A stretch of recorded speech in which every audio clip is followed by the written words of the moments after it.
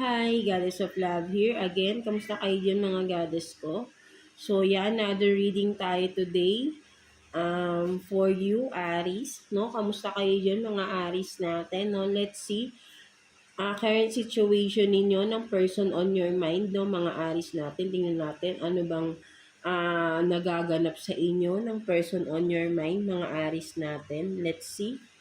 Sino ba yung nasa isip ninyo? Iniisip ninyo mga Aries? Kuha tayo dito ng 2 cards for Aries, please.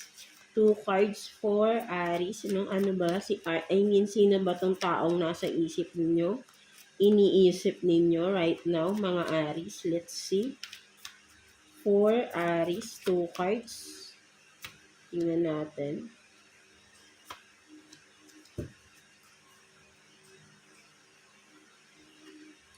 So, you have this powerful, no? Maybe this person, again, pwedeng vice versa to, pwedeng kayo yung din describe, no? Sa every cards natin, no? So, energy, mayroong exchange yan, right? No? So, meron ditong powerful. So, maybe this person is, sabi nating malakas yung personality niya, no? Nakaka-intimidate, no? Something like that, no? So, ayun din yung nakikita ko rito. Very independent din, no? May pagka-independent din ng personality niya, no? So, parang pwede rin sabihin natin may sariling business, mataas ang, kung sa trabaho, may mataas na posisyon, no? Something like that, no? So, hindi siya yung sabihin natin na parang basta-basta lang, no? Something like that, no? So, ayun yung nakikita ko rito, no? So, what else? European, no? So, maybe foreigner, no? Mga Aries natin, or maybe nasa ibang bansa, no? Literally, baka nasa Europe mismo, no? Or, pwede ring magkalayo kayo talaga, no? As in, nasa ibang bansa siya, o something like that, no? So, ayun din yung nakikita ko rito. Magkaiba kayo ng culture for some of you. Kung Pinoy man, no? Nagtatrabaho siya sa ibang bansa, no? Something like that, no? So, ayun yung nakikita ko dito, no, mga Aries natin, no. So, let's see. Kuha pa tayo ng additional cards for you, Aries. Kuha tayo dito ng 3 cards for Aries, please, no. Additional cards. I mean, current situation ninyo ng person na yan. Let's see. Kuha tayo dito ng 3 cards for Aries. Tingnan natin.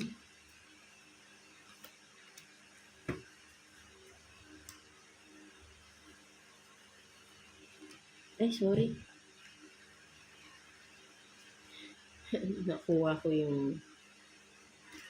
So, you have this rising, no? So, meron kang rising.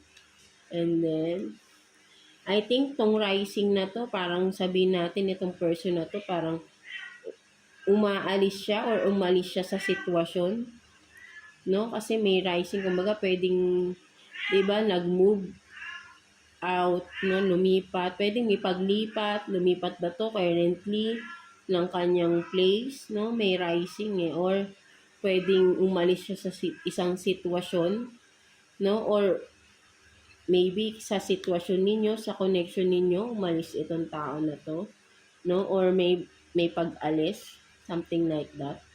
And then, seeking, no? So, maybe this person is, kaya siya siguro nag-iisip ng umalis, no? Dahil may hinahanap siya, no? Something like that, no? And then, adoration, no? So, I think this person, no, nas nakikita ko, no?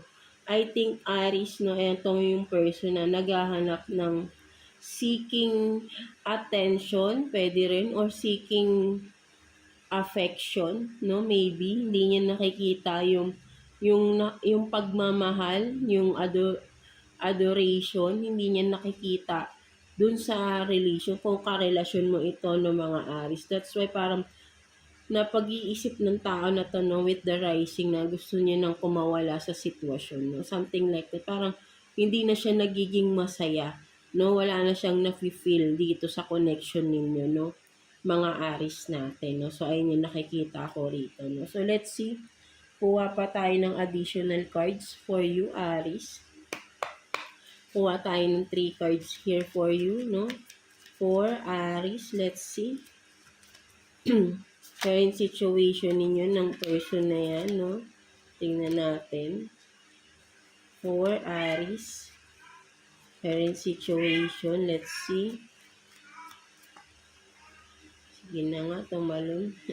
Paragi rin lumalabas yun, no? May mga gustong sabihin pero hindi na masabi-sabi, no? 3 cards for Aries. Tingnan natin.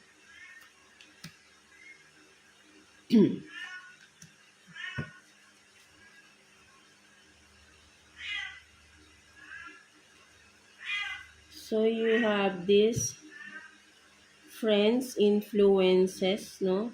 So maybe mabarkada ba tong person na to? Or kaya siya parang nakakapag-isip ng ano kasi nakikinig siya sa mga kaibigan niya, no? Something like that. And then regrets, mistakes, no? So itong tao na to parang may regret siya, no? Nagsisisi siya, no? Ano ba yung pinagsisisihan niya? Honesty, truth, no? So I think, no, itong tao na to nakikita ko mga Aries, no? Again, vice versa, no? May nalaman siyang katotohanan, no, regarding, no? At kumbaga parang nagsisisi siya, no? Pinagsisisihan niya, no? Kasi parang may honest. Itong tao na to nakikita ko is honest naman siya, no?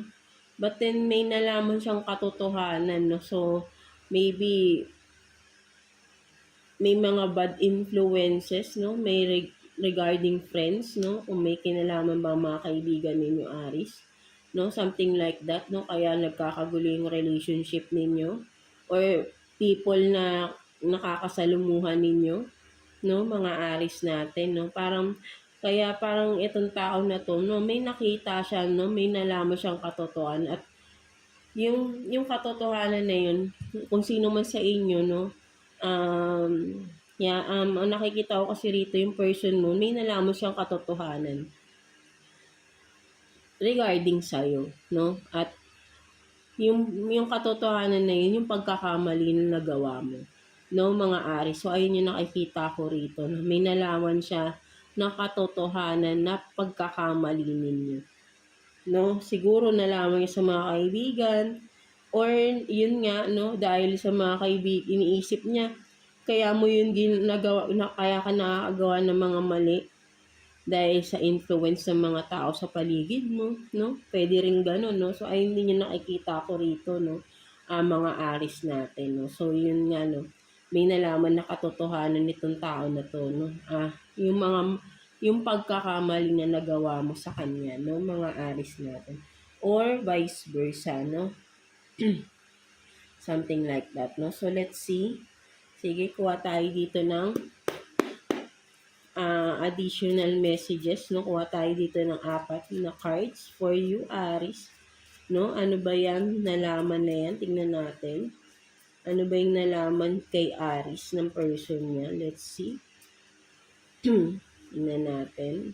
4 cards for Aries. Tingnan natin.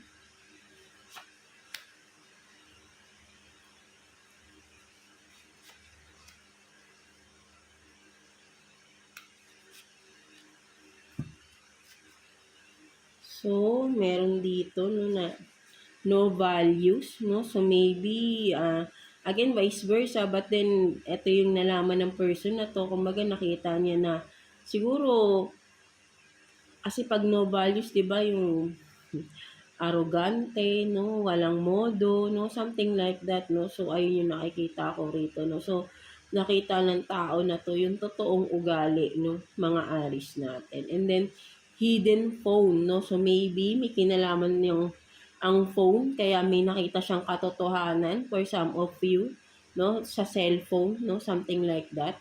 And then, just promises. So, maybe, may mga pangako kang napako sa tao na ito, no? And then, with the coworker, maybe, yun nga, ito yung mga tao na naka-influenza, no?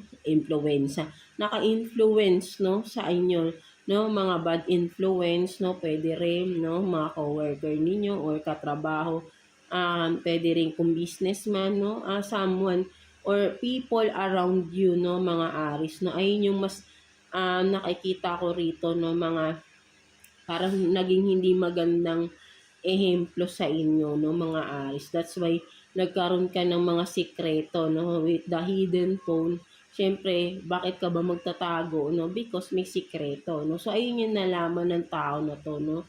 Mga Aris natin. And maybe, nagkaroon kayo ng arguments, no? That's why, with the no values, no? Ayun yung mga may nasabi kang di magagandang salita, no? Kaya lumabas yung mga gano'n, no? Something like that. And then with the just promises, again, may mga pangako ka sa tao na to na napako, no? Mga Aris natin, no? So, ayun yung nakikita ko dyan, no? So, let's see what's the um, possible outcome ninyo ng person na yan, mga Aris, no? Kuha tayo ng 2 cards here for you, Aris. Possible outcome ninyo ng person on your mind, no? Let's see. Kuha tayo ng 2 cards here for you. For Aries.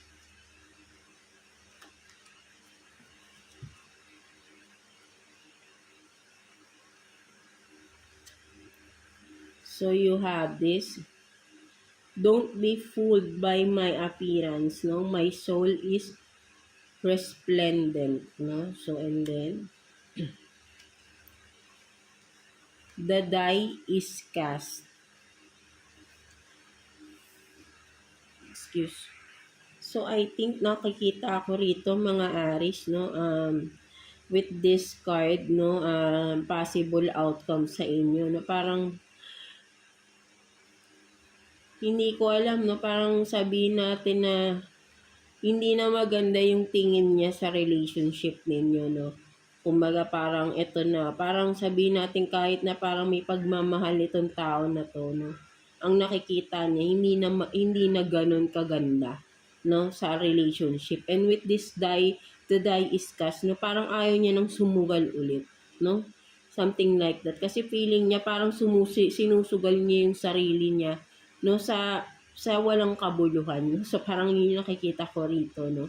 Mga Aris natin, no? Parang so, ayaw niya nang isugal pa, no? Parang ayaw niya nang sumugal, no? Sa relationship ninyo, kung ano man yung meron sa inyo, mga Aris. So, parang nag-give up na tong tao na to, no? So, yun nga, no? Kumbaga, deep inside, mahal ka niya, no? But then, ito na yung, kumbaga, ito yung appearance niya, no? Hindi na maganda, no? Hindi na siya kaaya-aya tignan, no? Something like that, no? Parang, lagi na lang niya sinusugal yung sarili niya, no? So, ayun yung nakikita ko rito, no? Mga Aris natin, no? So, ayun yung possible outcome. Parang, ayaw, nag-give up na tong person na to, no? Mga Aris natin. So, let's see. What's the message advice sa'yo ni universe, no? Mga Aris natin. Let's see. Kuha tayo ng 1 card for you, Aris, no? Kuha tayo ng 1 card for Aris.